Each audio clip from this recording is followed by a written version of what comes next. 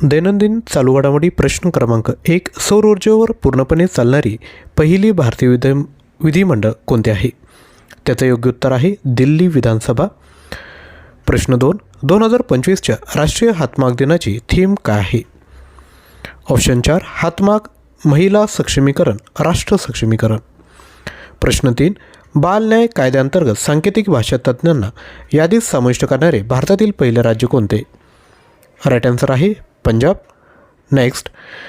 BEML मध्य प्रदेशातील डॅडेश येथे वंदे भारत अमृत भारत ट्रेन कोच उत्पादन सुविधा स्थापन करणार आहे.